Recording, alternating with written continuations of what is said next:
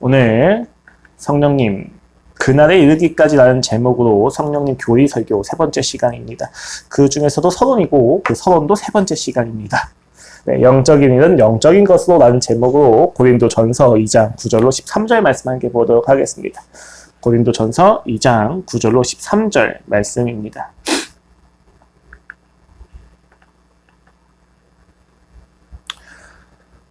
제가 봉독하여 올려드리도록 하겠습니다. 기록된 바 하나님이 자기를 사랑하는 자들을 위하여 예비하신 모든 것은 눈으로 보지 못하고 귀로 듣지 못하고 사람의 마음으로 생각하지도 못하였다함과 같으니라. 오직 하나님이 성령으로 이것을 우리에게 보이셨으니 성령은 모든 것 곧 하나님의 깊은 것까지도 통달하시느니라. 사람의 일을 사람의 속에 있는 영 외에 누가 알리요? 이와 같이 하나님의 일도 하나님의 영 외에는 아무도 알지 못하느니라. 우리가 세상의 영을 받지 아니하고 오직 하나님으로부터 온 영을 받았으니 이는 우리로 하여금 하나님께서 우리에게 은혜로 주신 것을 알게 하려 하심이라. 우리가 이것을 말하거니와 사람의 지혜가 가르친 말로 아니하고 오직 성령께서 가르치신 것으로 하니 영적인 일은 영적인 것으로 분별하느니라. 아멘. 이미 예수님이 오셨지만 그는 다시 오시겠다고 약속하신 상태에서 떠나십니다. 긴장이 발생하는 것이죠. 그리고 그 긴장 안에서 우리는 살아가게 됩니다. 그로 인한 긴장 어린 실존은 우리로 하여금 왜 성령님이 필요한지를 더욱 깊이 이해하게 만들어준다고 이야기한 바 있습니다. 오로지 그분만이 그 약속 가운데에서 이루어지기까지 함께 하시기 때문입니다. 우리와 함께 하시는 그분은 삼위일체 하나님이시고 창조주이시며 인격자이셔서 마땅히 찬양받기 합당한 대상이시며 내용이 되십니다. 특별히 신자의 삶에서는 그는 주 예수 그리스도 안에서 말씀을 듣고 믿음을 시작하시는 분이시고 인치심과 보증되심으로 인하여 우리의 믿음을 지켜내시는 분이십니다. 그리고 마침내 예수 그리스도께서 다시 오시는 그날에 우리로 하여금 그를 찬양하게 만들어주시는 분이 바로 성령님이십니다. 이와 같이 우리는 문제가 되는 우리의 실존, 그리고 그 실존에 대한 대답이 되시는 성령님에 대해서 함께 살펴보았습니다. 그리고 이제 서론을 마무리하는 이 시점에서 우리는 그 성령님에 대하여 접근하는 방식에 대해서 좀 살펴보아야만 합니다. 왜냐하면 그는 우리가 이해하기가 너무 힘든 영이시기 때문입니다. 접근 방법이라는 것은 매우 중요하죠. 미닫이 문을 여닫이 문으로 착각을 해서 밀려고 하거나 당기기 시작하면 열리지가 않아요. 힘이 약하면 약한 대로 열지 못하고 힘이 강하면 강한 대로 문을 부숴버리게 됩니다. 우리가 성령님을 알고 또 사랑할 때에도 그러한 접근 방법이 필요합니다. 성령님을 아는데 미닫이 문을 여닫이 문을 여는 것처럼 우리가 성령님을 접근하게 되면 우리는 성령님의 의도나 진정성과는 상관없이 비인격화시키거나 수단화시킬 수 있기 때문입니다. 물론 우리는 저번 주에 설교를 통해서 이미 성령님의 정체성 그리고 그 본질에 대해서 함께 확인한 바 있죠. 그 핵심에는 예수 그리스도를 영화롭게 하신다고 하는 사실이 있었고 믿게 하시고 보증하시고 인치신다고 하는 분별의 기준을 우리는 가지게 되었습니다. 그런데 이건 분별하는 기준이지 성령님을 찬양하는 것에 있어서 성령님을 사랑하기에 있어서 그를 알려고 하는 접근 방식은 아닙니다. 그렇기 때문에 오늘 우리는 참과 거짓을 분별할 기준을 넘어서 그 대상을 온전히 알아보고 그를 찬양할 수 있는 지식이 무엇인지를 알 수 있는 적절한 접근 방식이 무엇인지에 대하여 그 기초를 잠시 살펴보고자 합니다. 그러한 점에서 오늘 본문은 매우 중요한 접근 방식 하나를 소개해 줍니다. 무엇입니까? 영은 영으로만 이해할 수 있다는 사실입니다. 이 사실은 추후 우리로 하여금 성령님을 인격적 관계라고 하는 접근 방식으로 이해해야만 한다는 사실을 확증해 줄 것입니다. 그 인격적 접근 방식 안에서만 찬양하고 사랑하고 동행할 수 있다는 것이죠. 그리고 이것은 우리가 앞으로 성령님의 교리로 설교할 때 그 순서에 있어서 구조에 있어서 알려주는 기초가 되어질 것입니다. 성부, 성자, 성령을 우리가 이해하는 데 있어서 성령님을 성부와의 관계 속에서 성령님을 성자와의 관계 속에서 그리고 성령님을 교회와의 관계 속에서 이해해야만 우리가 성령을 분명하게 이해할 수 있다고 하는 구조를 제시해주는 굉장히 중요한 구조들이 될 것입니다. 그런데 문제가 하나가 있습니다. 이 말씀이 잘 이해가 되십니까? 영적인 것은 영적인 것으로만 이해해야 된다고 합니다. 영을 이해하기 위해선 영을 알고 있어야만 합니다. 순환 논리의 우주 있지 않습니까? 바울은 왜 이런 식으로 영에 대한 이야기를 전개시켜 나가고 있는지 우리는 그 은혜를 조금 깊이 알아보고 그것을 우리가 성령님에 대해서 찬양하고 사랑하고 동행하는 접근 방식으로서 기초를 삼고자 합니다. 가장 먼저 우리는 찬양하고자 하시는 성령님께서 영이라고 하는 사실에 대해서 굉장히 당황스러울 수밖에 없다. 이 사실을 먼저 짚고 넘어가야만 합니다. 왜냐면 그분이 영이시다는 사실 자체가 우리에게 딱 와닿는 무언가가 아니기 때문이죠. 신비하고 초월적이고 지극히 종교적인 느낌은 있는데 분명한 이해가 되진 않는다라는 사실이 우리가 성령님을 이해하는 것에서 굉장히 큰 장애물이 됩니다. 그래서 역사적으로 성경적이지 않은 접근 방식에 의한 결론들이 몇 가지가 있어요. 성령님을 이렇게 오해하는 것이죠. 첫 번째 오해는 성령님을 영이라고 하는 표현과 관련해서 육체와 대조되어서 사변적인 개념으로만 사용하는 경우가 굉장히 많이 있습니다. 이때 성령님은 하나의 정신에 불과하시고 하나의 에너지에 불과하시고 그 결과 영지주의라고 하는 이단을 만들어내기도 하죠. 영과 육체를 구별시켜서 분리시키고 대립시키는 겁니다. 이들은 육체를 채우거나 만족시키는 모든 일은 영적이지 않다고 이야기하면서 금욕을 실천하기도 했었죠. 스토아파라고 불려지는 철학학파에서 더 두드러진 양식인데 결국 이들의 이러한 사고방식은 현세를 무시하고 내세에만 집중하게 만드는 결과를 가져오게 됩니다. 죽음 이후는 영적인 세계의 일이니까 그 영적인 세계의 일만 준비한다는 것이죠. 그들은 그렇게 현세에서 방탕하게 지내거나 금욕으로 자신을 억압하거나 이렇게 지내게 되는 결과까지 가게 됩니다. 영에 대한 오해 때문에 빚어진 일이죠.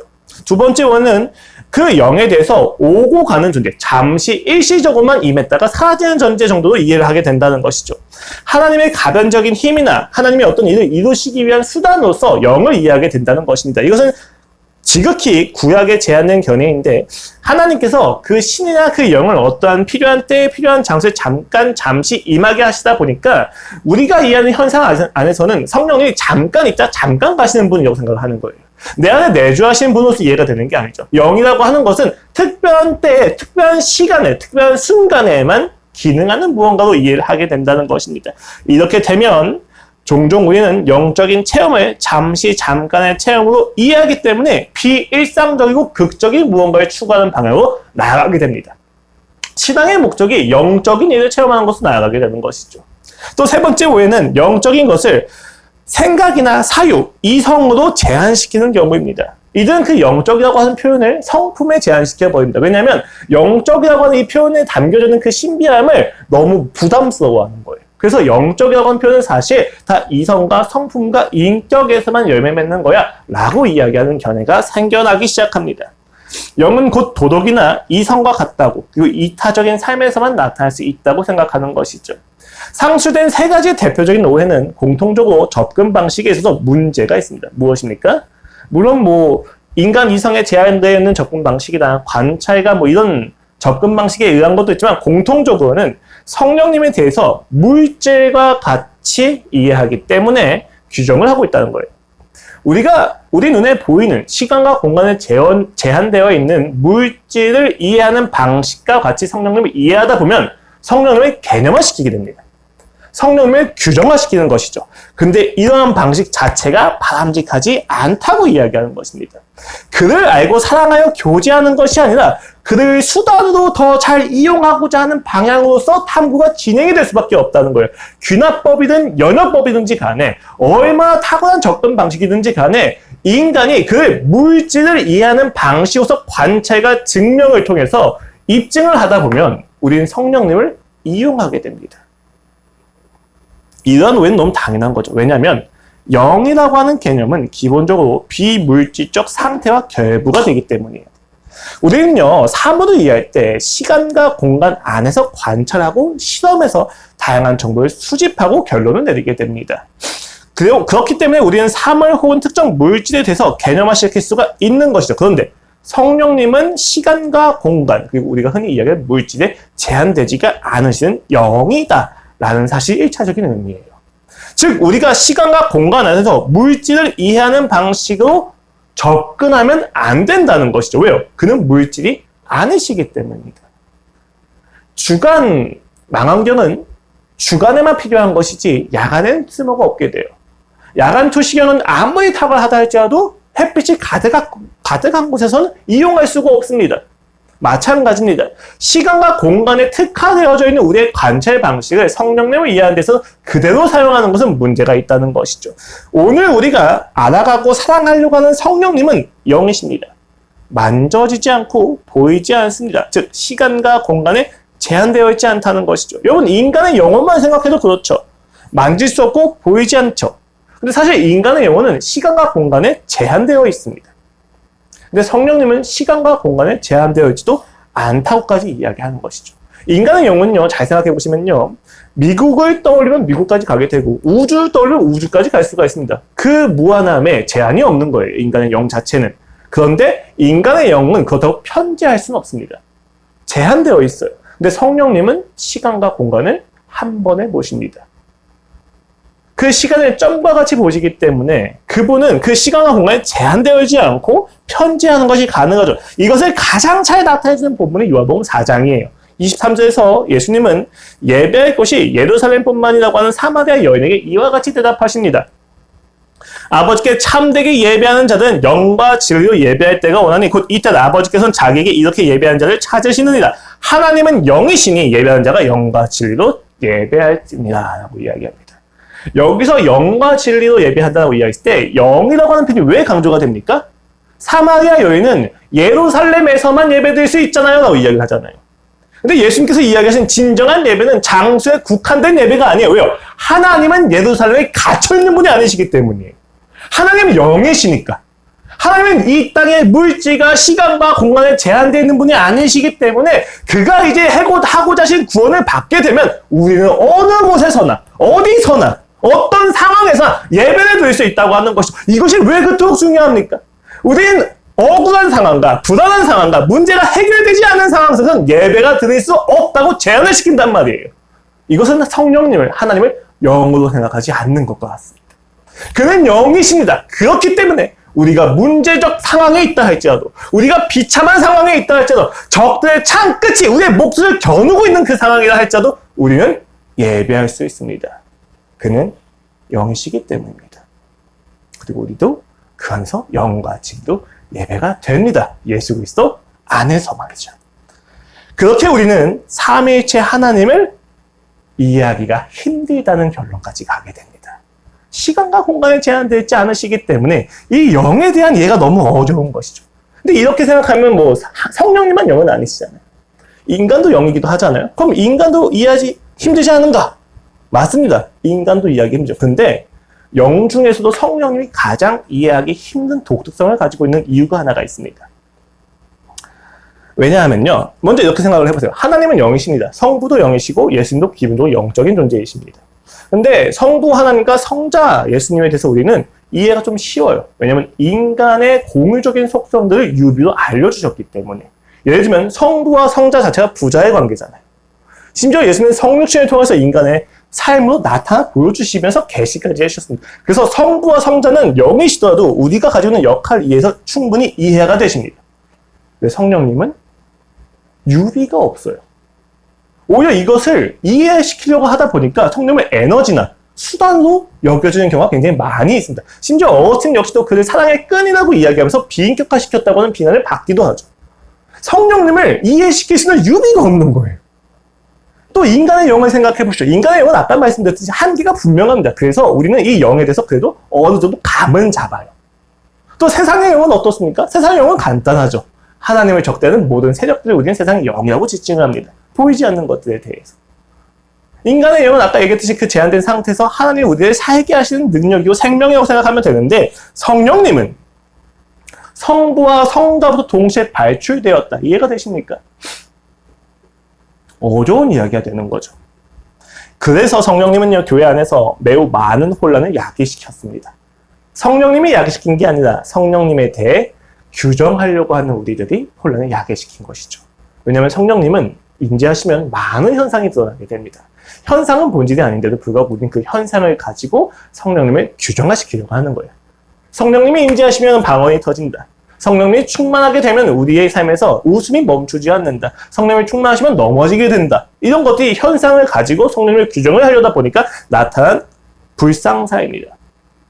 우리는 은사주의를 추구하지 않기 때문에 우리는 괜찮다고 이야기할지 모르겠지만 제가 저번 주에 이야기했듯이 성령님이 오시면 우리의 우울증이 극복되지 않겠는가? 성령님이 오시면 그 불안이 극복되지 않을까? 성령님이 임하시면 믿지 않는 자도 믿는 역사가 일어나지 않겠는가? 라고 제한시키는 것도 문제가 있다고 말씀을 드렸어요. 왜요? 성령님의 본질은 그리스도를 찬양하게 하는 것이 있기 때문입니다.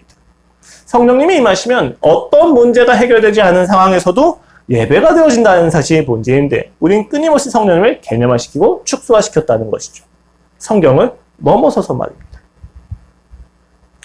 그렇다면 이제 이런 질문을 던지게 됩니다. 그렇다면 우리는 성령님을 어떻게 이해해야만 하는가? 오늘 본문에 따라서 우리는 먼저 영으로서 성령님을 규정하기가 어렵다고 하는 겸손함에서 시작해야만 합니다. 그를 이해하는 것이 참으로 쉽지 않은 일이고 우리가 제한시킬 수 없구나. 그 내용이 오늘 본문입니다. 오늘 본문은요, 영적 교만과 은사와 언변 등으로 인하여 분열되어 있는 고린도 교회가 배경입니다. 그들은 바울을 적대시하고 있었어요. 바울을 따르는 자들도 있었죠. 1장 속에서 어떤 파가 나옵니까? 게바파, 아볼로파, 바울파, 예수파까지 나오게 되는 거죠. 그들이 나름대로 추종하는 세력들이 있었던 거예요. 그래서 바울에게 누가 편지 줬겠습니까? 적대시하는 자들이 아니라 바울을 따르는 자들이 교회 내에서 이러한 분란들이 있습니다. 그래서 다 이러다 바치는 거예요. 그런 상황을 맥락으로 바울이 그들에게 편지를 쓰는 겁니다. 그는 앞서서 1장에서 교회를 분열시키는 세상의 지혜를 지적하는데 이 세상의 지혜의 핵심이 무엇입니까? 십자가를 어리석은 도로 여길 수밖에 없는 철학자와 통치자들의 생각과 질서를 지적합니다. 그게 세상의 지혜인 거예요. 이때 십자가는 하나님의 능력이고 지혜인데 어느 누구도 자랑할 수 없다고 그는 단언합니다. 왜요? 그것이 모두 다 은혜이기 때문이요. 근데 그 은혜의 결과를 세상은 어리석다고 이야기한다는 것이죠. 그리고 이 장에서 그는 자신이 세상의 지혜가 아니라 십자가의 도만을 전하는데 무엇을 의지하여서 전도하는지 분명하게 이야기하는데 4절 말씀입니다. 내 말과 내 전도함이 설득력 있는 지혜의 말로 하지 아니하고 다만 성령의 나타나심과 능력으로 하여 너희 믿음이 사람의 지혜에 있지 아니하고 다만 하나님의 능력에 있게 하려 하려노라. 그가 전도하는 데 있어서 어떤 것을 의존하고 있습니까? 성령님을 의존하고 있다는 것이죠. 누구보다 탁월한 철학을 아는 자예요. 동안과 성향을 발전시킬 수 있는 그 선두주자, 하이테크에 있던 자이지 않습니까? 근데 그가 그를 모두 다 배설물로 여길 정도로 십자가의 도를 전함에 있어서 성령님 외에는 전하지 않는다고 이야기해요. 여러분, 십자가의 도를 세상의 말로 전하면 되잖아요. 이게 최근에 우리가 논의하고 있는 공공신학의 핵심이지 않습니까? 너무 교회가 교회의 말로만 전하니까 안 돼. 교회의 그 복음을 세상의 말에 맞게 전하자. 틀린 말은 아니잖아요. 근데 여러분, 이 말에 숨겨져 있는 것들도 우리가 좀 더 경계할 필요도 있죠. 무엇입니까? 십자가의 도를 세상의 철학과 세상의 지혜를 가지고 이야기하다 보면 십자가의 도 자체가 경멸받는 결과도 나올 수가 있다는 거죠. 바울은 이것을 분명하게 지적하고 있습니다. 십자가의 도를 어리석게 만드는 세상의 지혜로 하지 아니하고 자신 성령님만 의존한다는 것이죠. 왜 그러야만 하는가? 우린 또 고민을 할 수밖에 없습니다. 그리고 그는 이제 하나님의 지혜가 무엇인지 설명하는데 6에서 8절에서는 특별히 하나님께서 세상에 사라질 통치자들과 다르게 그 지혜를 감추셨다고 이야기해요. 그리고 그 감추신 내용에 대해서 9절에서 이와 같이 요약을 합니다. 기록된 바 하나님이 자기를 사랑하는 자들을 위하여 예비하신 모든 것은 사랑하는 자들을 위하여 예비하신 모든 것은요 눈으로 보지 못하고 귀로 듣지 못하고 사람의 마음으로 생각하지도 못할 땀과 같으니라 라고 이야기합니다. 이사야서를 인용하면서 이야기하는 거예요. 하나님이 준비하신 게 있는데 사람의 눈으로도 귀로도 마음으로도 알 수가 없다는 거죠. 숨겨두셨기 때문에. 무슨 이야기입니까? 세상에 어떤 지혜로도 결코 이해할 수 없는 거다라고 이야기하시는 거예요. 이것은 너희가 그토록 자랑하는, 왜요? 당시 고린도교에서 아볼로파가 어떤 파예요? 말을 잘하는 것을 좋아하는 사람들이에요. 아볼로가 말을 기가 막히게 했거든요. 그 세상의 철학과 언변과 수학을 가지고 우리가 십자가의 도를 전하려고 하고 그것을 판단하려고 하는데 너희의 기준 방식 자체가, 평가 방식 자체가 문제가 있는 거야. 왜? 하나님이 예비하신 모든 것은 눈이나 귀나 마음으로 할 수 있는 게 아니거든 이라고 이야기를 하는 거죠. 그래서 10절에서 이와 같이 이야기합니다. 오직 하나님이 성령으로 이것을 우리에게 보이셨으니. 9절과 10절 사이에는 가르라고 하는 접조사가 생략이 되어 있어요. 이것을 그러나로 해석을 할지 아니면 이것을 그렇기 때문에라고 해석을 할지 우리가 굉장히 다르게 보는 논쟁이 있지만 중요한 핵심은 무엇입니까? 하나님께서 감추셨는데 이것은 무엇으로만 볼 수 있다? 성령님으로만 볼 수 있다가 중요한 거예요. 이 사실을 강조하기 위한 접속사거든요, 사실. 그러면 우리가 지금 하나님이 우리를 위하여 예배하신 그 모든 것들을 이해하는 데서 무엇을 의지해야만 합니까? 성령님을 의지할 수밖에 없다는 것이죠. 왜 그는 그토록 성령님을 강조할 수밖에 없는가? 10절 하반부에서 이야기합니다. 성령은 모든 것, 곧 하나님의 깊은 것까지도 통달하시느니라. 이게 무슨 이야기예요? 하나님을 이해하려면, 하나님이 주시는 것들을 이해하려면 하나님으로만 이해해야 된다는 이야기가 됩니다. 하나님은 하나님으로만 이해되지 그 외에는 이해될 수가 없어. 그래서 이런 예시를 드는 거예요. 사람의 속은 사람의 영이 알듯이 하나님은 하나님의 영만이 알 수 있다. 그렇게 우린 결론을 내리게 됩니다. 13절이에요. 우리가 이것을 말하거나 사람의 지혜가 가르친 말로 아니하고 오직 성령께서 가르치신 것으로 하니 영적인 일은 영적인 것으로 분별하느니라.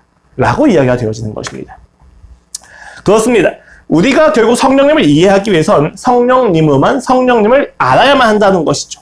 즉 성령님을 찬양하기 위한 삶의 시작은 성령님을 의지하는 것에서 시작된다는 것입니다. 이것이 순환 논리의 오류로 들리신다면 우리는 그만큼 이 땅의 논리에 붙잡혀 있는 거예요. 어떤 논리와 어떤 지식입니까? 비인격적인 관계. 이것을 마틴 부버라고 하는 철학자의 말대로 이야기하자면 나와 너의 관계가 아니라 나와 그것의 관계입니다. 관찰하는 대상으로만 타인을 소비하는 지식으로서 우리는 성령님을 이해하고 있었다는 것이죠. 여러분, 당시 고린도 교회는 교반을 가지고 바울의 어눌한 말을 지적하면서 언변이 뛰어나다는 이유로, 혹은 정통성이 개발가 더 뛰어나다는 이유로, 혹은 그 시작이 예수님이라고 하는 이유로 분열을 일으키고 있었어요. 그래서 바울은 분명히 하는 것이죠. 하나님이 우리에게 주시려고 하는 것들은 철학이나 삶의 지혜로 받을 수 있는 게 아니라 성령님을 통해서만 받는 거야. 이게 말이 안 맞잖아요. 분열을 일으키고 있는데 왜 갑자기 성령님만 가능하다고 이야기하시는 거지? 이런 내용이에요. 왜냐면요, 바울은 지금 분열 자체를 몰아가는 것보다 분열을 일으키는 너의 평가 기준 자체가 잘못된 거야 라고 이야기하는 거예요. 우리가 십자가를 이야기하는 것에 있어서 그것이 철학적으로 가르쳐야 된다. 좀 더 좋은 말로 가르쳐야 된다. 조금 좋은 정통성 가르쳐야 된다. 라고 이야기하는 것 자체, 그 자세와 태도가 이미 글러먹었다고 이야기하는 것입니다. 왜요? 그것은 십자가의 도가 알려주는 질서가 아니기 때문이에요.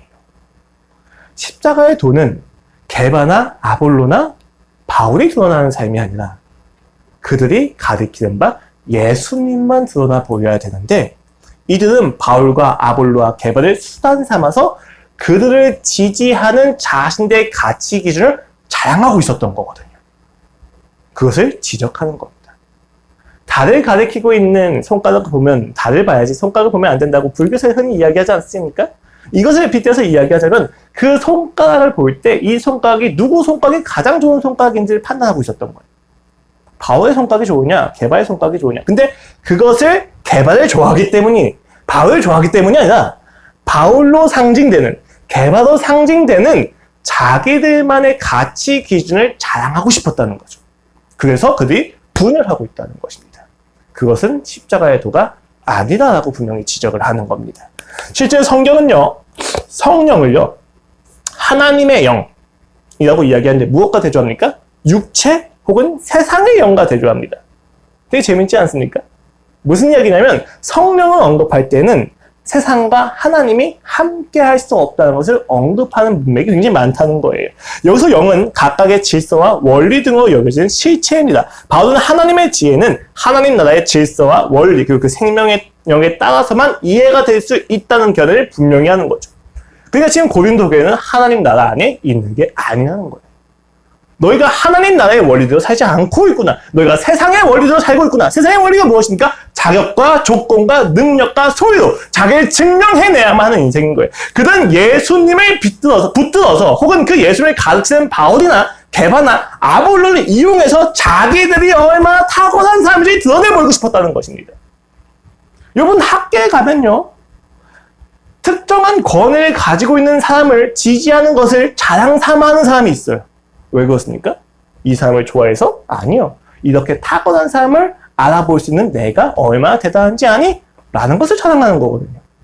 교회가 지금 똑같이 가고 있다는 겁니다. 윤석준 목사님 최고야.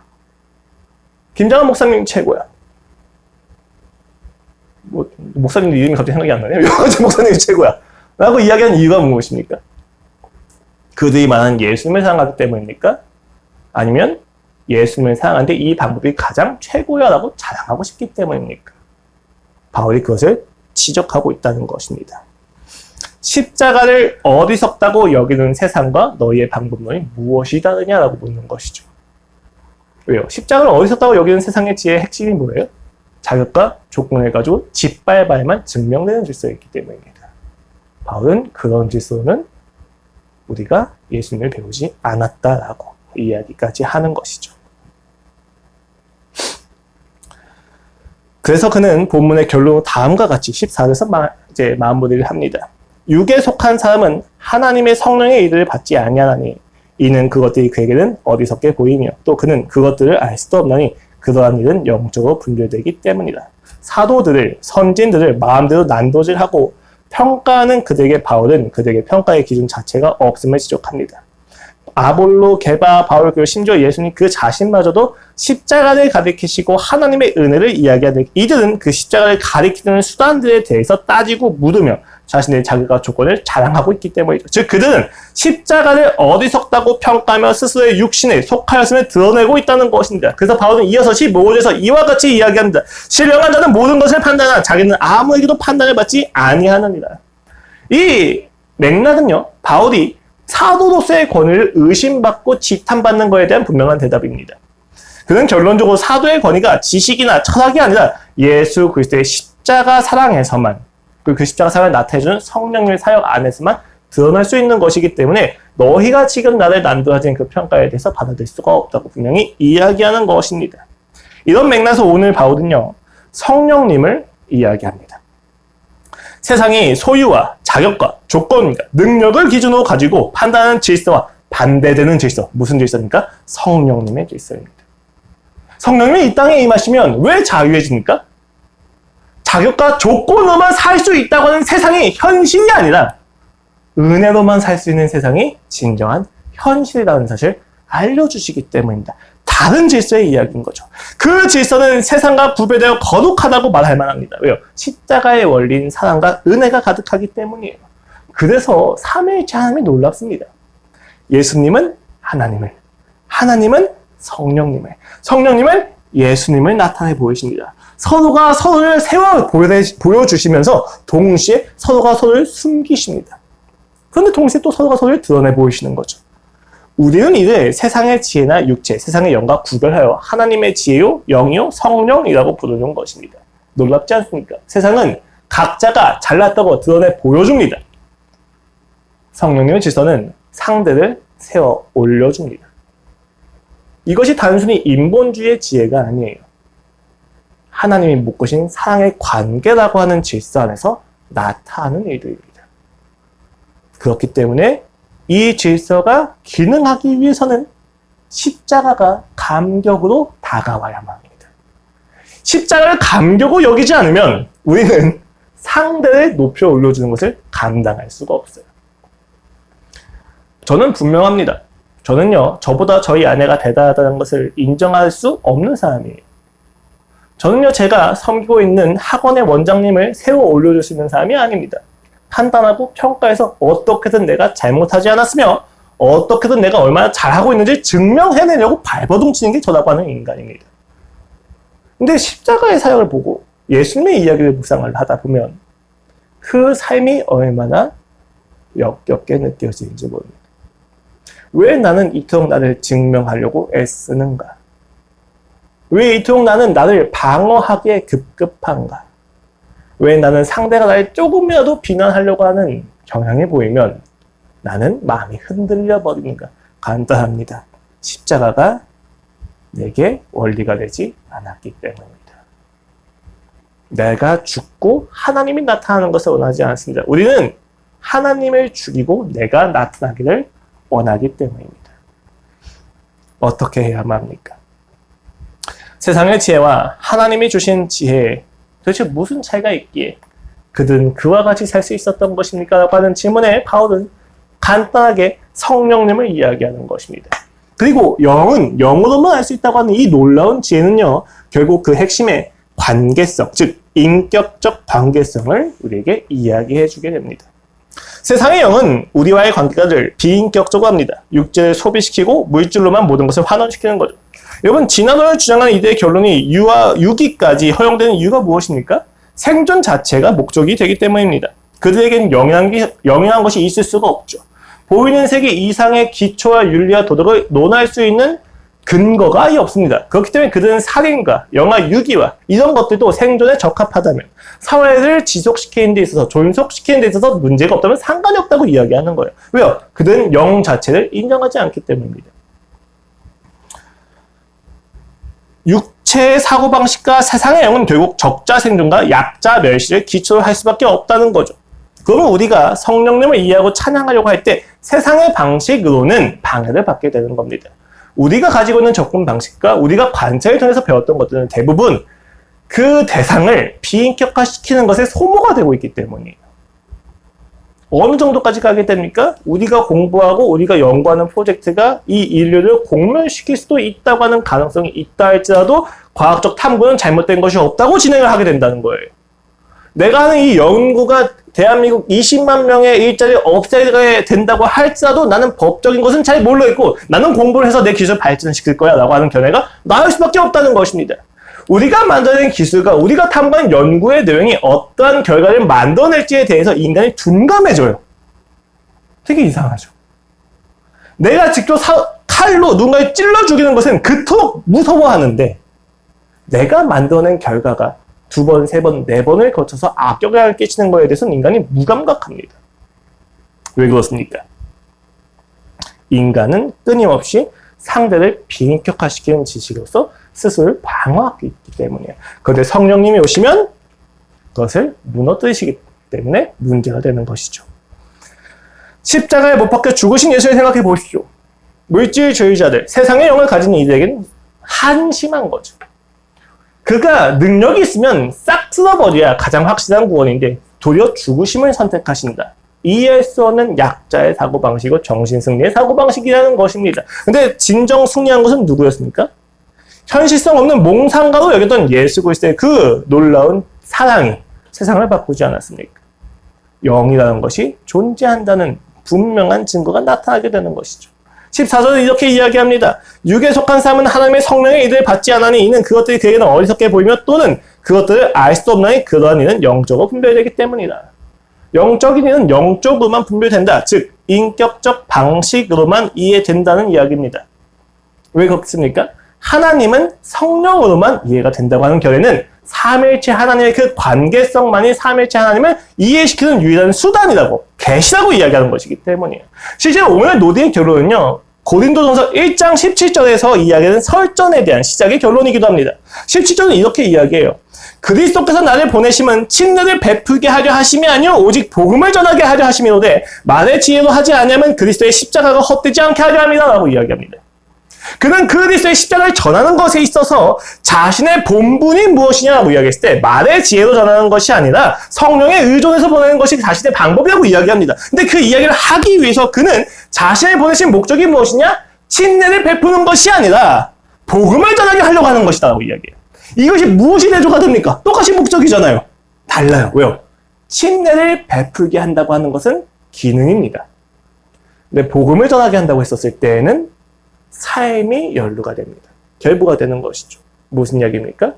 예수 그리스도께서 나를 이 땅에 보내신 것 자체도 결국은 내가 복음을 전하는 것에 있어서도 예수 그리스도께서 하나님을 나타내신 방법처럼 나도 복음을 전하는 그 삶을 살아내는 것으로만 복음을 전하겠다라고 이야기하는 거죠. 그것이 말의 지혜와 충돌을 일으키는 겁니다. 십자가를 십자가의 방식 외에 전할 수 있는 것을 포기하겠다고 하고 이야기하는 거거든요. 오직 성령님의 방법으로, 예수님께 배운 방법으로만 전하겠다고 이야기하는 거거든요. 근데 그 방식이 무엇입니까? 인격적 관계로서 전한다는 거죠. 결국 우리는 성령님을 이해하기 위해서 성부와 성자들 그리고 연합된 교회를 함께 말할 수밖에 없다는 것입니다. 결국 오늘 설교는 한 가지 결론을 가지게 되죠. 하나님은 하나님으로만 이해된다는 사실입니다. 그때 우리는 그를 사랑하고 찬양하게 됩니다. 하나님을 하나님으로 이해하지 않는다면, 예수 그리스도의 십자가를 통해서 하나님을 이해하지 않는다면, 성령님을 통하여 십자가를 이해하거나 성령님을 통하여 하나님을 이해하지 않는다면 우리는 반드시 하나님을 수단화시킬 수밖에 없다는 것입니다.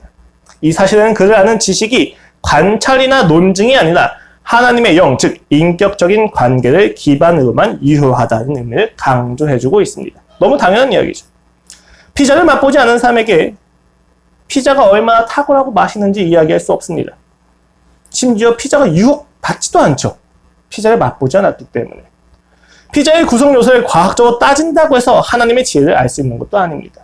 무엇을 알아야 됩니까? 먹어봐야 합니다. 이것은 단순한 경험에 대한 이야기가 아니라 하나님을 이해할 때 인격적인 관계 안에서 누려봐야만 하나님을 이해할 수 있다고 이야기하는 것입니다. 우리가 바라는 갈망이나 이해의 목적이 우리가 가지고 있는 그 지성의 합리성과 이성의 기능들이 모두 다 어디로 가야만 합니까? 그를 단순히 정리하고 개념화시키는 것이 아니라 그를 알려고 하는 것, 그를 경험하려고 하는 것, 그와 관계하려고 하는 것으로 가야만 한다는 것을 의미합니다. 만약 이 사실을 이해하지 못한다면 우리는 성령님을 오해할 수밖에 없을 것입니다. 귀납법을 잘 사용하고 성경 계시에 기초한 연역법을 잘 활용해도 결국 성령님은 에너지나 개념이나 사변으로 격화될 것입니다. 인격적 관계성 안에서 성령을 알고 사랑해야만 찬양할 수 있으며 동행할 수 있습니다. 그는 풀어야 할 문제가 아니며 관찰의 대상이 아니십니다. 문제는 우리가 여전히 삶에서 분열과 갈등을 경험한다는 것에 있습니다. 인격적으로 관계를 하자, 인격적으로 알자라고 이야기를 하지만 우린 그를 끊임없이 비인격적으로 수단화시키고자 하는 관성을 이겨내기가 어렵습니다. 그가 왔을 때 문제가 해결되는 양상들이 너무 부럽습니다. 성령님이 임재하셨을 때 알아들 수 없는 말로 방언을 하는 것보다 영어로 방언을 하는 그 현상이 굉장히 사모되어집니다. 성령님이 오셨을 때 우울증이 극복되었고 성령님이 오셨을 때 담배가 엮여서 끊었다고 하는 사람들의 그 감정들이 탐나게 보입니다. 왜 그렇습니까? 우리의 마음에서는 끊임없이 우리의 문제가 성령님을 해결되기를 바라는 마음이 있기 때문이죠. 그와 동행하고 싶은 마음보다는 그를 이용하고 싶은 마음이 우리의 마음에 너무 가득합니다. 절박하게 말이죠. 근데 여러분 오늘 바울이 본문을 매짐하는 마지막 결론 16절이 조금 재밌어요. 누가 주의 마음을 알아서 주를 가르치겠느냐. 이사야서의 기록입니다. 성경에 쓰였을 때 공동번역이 잘 해석했어요. 성경에 쓰였을 때 야 누가 주의 마음을 알아서 주를 가르친다고 이야기하냐? 무슨 이야기예요? 아무도 주의 마음을 알지 못하니까 가르칠 수가 없다는 이야기입니다. 근데 바울이 이렇게 덧붙입니다. 그러나 우리가 그리스도의 마음을 가졌느니라. 아무도 주의 마음을 알아서 가르칠 수가 없다고 이야기해놓고 그것과 대조돼서 그런데 우리는 그리스도의 마음을 가지고 있어라고 이야기해요. 여기서 이야기하는 우리는 고린도 교회의 사람들 역시도 포함해서 하는 이야기입니다. 왜 이런 이야기를 합니까? 그렇게 지적을 해놓고 왜냐하면 그 역시도 고린도 교인들이 하나님을 알아가는 과정이라는 것을 그는 알고 있었기 때문이에요. 그리스도의 마음을 이미 알고 있잖아. 너희 이 갈등 자체가, 마음 아파하는 것 자체가, 이 드러난 위선에 절박하게 처절하게 고민하는 이유 자체가 너희 사실 이미 십자가가 아름답다는 걸 이미 알고 있잖아. 십자가가 맞다는 걸 알고 있잖아. 아볼로나 게바나 바울이 옳은 것이 아니라 예수님이 보이신 십자가의 사역만이 아름답다는 것을 너희 이미 알고 있잖아. 그것보다 더 아름다운 것이 없다는 걸 알고 있잖아. 그러니까 이제 헛된 다툼을 그만하자. 라고 바울이 결론을 짓는 것입니다. 우리는 그리스도의 마음을 가지고 있다. 이미 선한 일을 우리 안에서 시작하지 않으셨니? 이미 성령님이 우리 안에 있지 않니? 그러니까 세상의 방식과 싸우지 말고 이미 이겼다는 것을 믿자. 그리스도의 십자가는 결코 헛되지 않단다. 말의 지혜 좀 없어도 돼. 조금 말 좀 나처럼 못해도 괜찮아. 바울이 굉장히 언어했다고 이야기해요, 실제로. 나처럼 다른 사람처럼 좀 능력이 없어 보여도 괜찮아. 왜냐면 우리 안에 성령이 있잖아. 그러니까 우리가 좌절해서 세상의 방식을 끌어다 당겨 쓰지 말고 십자가만 믿자. 여러분, 세상을 그리스도로 살다 보면 이 신앙을 지키기 위해서 세상의 방식이 얼마나 아름답게 보이는지 모르겠습니다. 하나님의 복음을 철학적으로 이야기하면 너무 멋있어 보이고 하나님의 복음을 세상의 능력과 자격을 가지고 이야기하면 더 멋져 보이죠. 돈이 없는 상태에서 복음을 전하는 것보다 돈이 많고 부유한 상태에서 복음을 전할 때 더 극적인 효과가 있어 보이기도 합니다. 실제로 그런 경우도 많이 있고요. 그래서 우리는 신학교에서마저도 서로 누가 더 사역을 잘할 수 있는 재능이 있는지 따지고 재고 보기도 합니다. 그 뒷 배경은 무엇인지까지 잘 보게 되고 말이죠. 그런데 여러분, 복음은 그렇게 전해지는 것이 아닙니다. 복음은 오로지 한 영혼을 붙잡고 눈물로, 아픔으로, 갈등으로 기다리고 처절하게 기도하면서 흘리는 눈물과 피가 있을 때에만 전해집니다. 그것이 인격적 관계죠. 내가 복음을 전했으니까 너 믿어! 라고 하는 단순한 거대 관계가 아니에요. 복음을 전했고 그 복음을 그에게 알려줘야만 합니다. 사내줘야만 합니다. 하나님 그렇게 우리를 묶어버리셨어요. 이 인격적인 관계가 아니면 반응할 수 없게. 그래서 우리는 우리 역시도 영이 있다는 사실을 알게 됩니다. 어떻게 알게 돼요? 옳은 것이 무엇인지 알아도 할 힘이 없잖아요. 우리가 단순히 육체만 이루었다면 여러분, 우리는 옳은 것이 무엇인지 알면 무조건 해야만 합니다. 생존에 적합한 것이 무엇인지 알면 그를 해야만 하는 것이 육체의 메커니즘이죠. 근데 어떻게 우리의 삶에 게으름이 들어옵니까? 어떻게 우리의 삶에 지연 행동이 들을 수 있습니까? 간단해요. 우리의 영이 타락했기 때문입니다. 놀라운 이야기를 우리가 볼 수가 있는 거야. 지연자들은 그 게으름마저도 무적의 논리를 가지고 그것이 생존에 적합했기 때문에 게으른 거야 라고 이야기를 하지만 저로서는 그 육체의 환원으로 가게 되면 육체는 생존을 위해서 모든 것을 할 수 있어야만 합니다. 근데 우리는 그렇게 못합니다. 우리 안에는 영으로만 반응이 되어지는 것이 있어요. 그래서 예수를 만나면요, 이상하게 하고 싶지 않던 것도 하고 싶은 마음이 들기도 해요. 세상은 이해를 못해요. 그래서 여러분 여기서 신앙생활을 따라가시다 보면 어떤 이야기 듣습니까? 너 미친 거 아니야? 너 제정신이? 왜 이렇게 바보 같냐는 얘기 듣게 돼요. 근데 왜 그럴 수밖에 없습니까? 성령님이 내게 역사하시는데 내 영이 감화되니까 그럴 수밖에 없는 거예요. 왜요? 그게 멋있어 보여요. 그게 아름다워 보여요. 그게 의미 있어 보이기 때문입니다. 이것은 인간의 단순한 마음, 지성, 육체 아니에요. 영의 역할입니다. 영의 반응이에요. 그럼 여러분, 우리의 말로도 안 되고 정서적 지지로도 안 되는 사람들이 대할 때 우리가 어떻게 대해야만 합니까? 영적으로 대해야만 합니다. 무슨 이야기예요? 인격적인 관계, 삼위일체 하나님의 관계, 존재 방식으로만 대해야 된다는 것이죠. 그것을 하기 위한 첫 번째가 우리의 24시간 중에 단 1초라도 무릎을 꿇고 기도하는 것일 겁니다. 나의 힘으로는, 나의 지성으로는, 나의 정서로는 주님 안 됩니다. 그 항복을 우리가 나타내 보여줘야만 한다는 것이죠. 그렇게 바울은 우리가 누리는 영적 우월감을 걷어차버리고 하나님이 주신 것을 이해하는 자세를 가르쳐줍니다.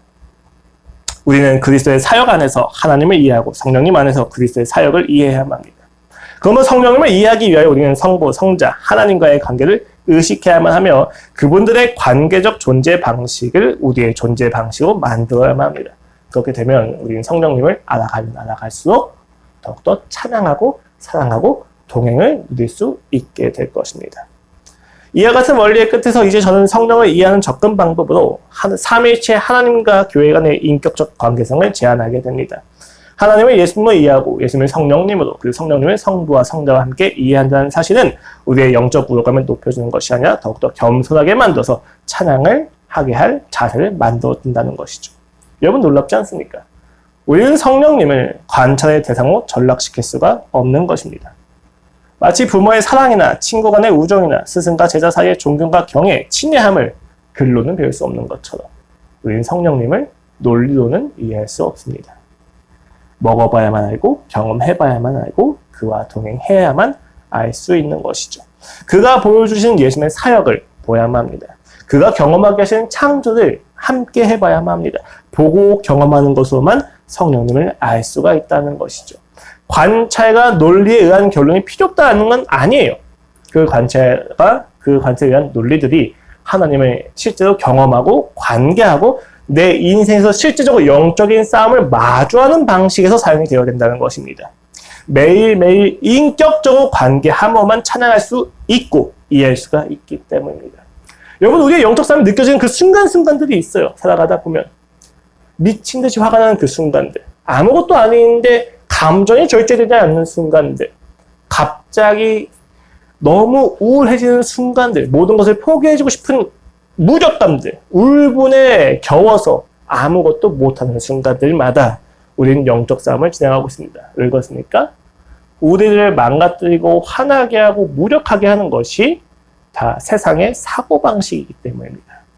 성령님이 오시면 그 사고방식을 없애주시는 것이 아니라 그 사고방식이 잘못되었다는 것을 보여주십니다. 그리고 무엇이 진짜 가치 있고 아름다운지를 다시 한번 확인하게 해주시는 거죠. 묻습니다. 무엇이 진정한 현실이니라고. 성령님과 함께 있을 때 우리는 진정한 현실이 세상의 사고방식이 있지 않다는 것을, 오히려 세상은 파멸로 진행되고 있다는 것을 더 명확하게 보게 됩니다.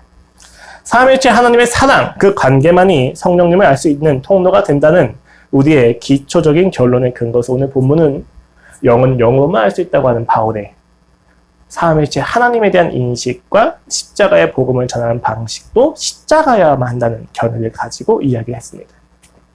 그리고 이제 우리는 세상을 살아가야만 합니다. 이 세상은 성령님마저도 성공과 지혜와 능력으로 변질시켜버립니다. 그리고 그런 방식으로 우리를 가르치고 판단합니다. 우리가 성령님을 알아가는데 걸려 넘어진 이유가 무엇입니까? 그가 동반하는 많은 현상들 속에서 우리는 우리가 원하는 현상들만 보게 되기 때문입니다. 우리의 시선을 빼앗기고 우리의 마음을 가져가게 되는 것이죠. 결국 우리가 성령님을 말할 때 우리는 그와 관계하지 않고 교제할 마음이 없다면 결국 그를 이용하고 빼앗고 수선화시킬 수밖에 없다는 것입니다. 여러분이 아무리 아니라고 이야기할지라도, 진정성이 아무리 있다 할지라도 우리는 성령님을 성공으로만 환원시키거나 지혜로만 환원시키거나 능력으로만 환원시킬 수 있는 가능성이 다분합니다. 우리가 세상을 사랑하는 만큼. 그렇게 여러분, 우리는 더욱더 기도해야만 합니다. 성령님이 우리의 삶에 내주하실 때 결코 성령님의 그 현실 인식을 놓치지 않기를, 우리의 진짜 살리는 것이 무엇인지를 아는 지성이 꺼지지 않기를, 가장 아름다운 십자가의 길에 가고자 하는 뜨거운 불타는 듯한 마음을 사그라들지 않기를 우리는 기도해야만 합니다. 그렇게 우리가 성령님을 한 걸음 한 걸음 경험하다 보면 우리의 삶에서는 끊임없는 예수님에 대한 찬양이 나오게 될 것입니다. 왜요? 성령님이 오시면 예수님이 얼마나 멋있는지 보여주실 거거든요. 예수님께서 하신 일이 단순히 사변이 아니고 가마 정도가 아니라 실제로 이룬 성취라는 것을 보여주실 거거든요. 앞서 죽으신 그 많은 선진들의 삶이 낭비가 아니라는 사실 성령님은 예수님을 통해 보여주실 거거든요. 그러면 우리의 인생이 더욱 명확해질 겁니다. 성령님과 동행하십시오. 그를 더욱더 관계적으로 하나님과 예수 그리스도의 사랑 안에서 알아가십시오. 그러면 우리는 그를 찬양하게 될 것입니다. 그 찬양 가운데서 우리는 어느새 이 세상을 이기었노라 라고 선포하며 자유를 누릴 수 있을 것입니다. 그 자유가 이번 한 주에도 가득하기를 바라며 기도하고 오늘 예배를 마치도록 하겠습니다. 하나님 아버지 감사합니다. 우리의 삶에 세상이 너무 가득합니다. 우리의 삶에 그 세상의 사고방식이 너무나도 가득합니다. 끊임없이 자격과 조건을 따지게 하고 능력을 따지게 합니다. 그리고 그 자격과 조건과 능력 가운데서 나는 결코 사랑받을 수 없고 살아남을 자격이 없다는 것을 확인하게 됩니다. 맞습니다, 주님. 세상의 사고방식대로는 우리는 살아낼 가치가 없는 존재입니다.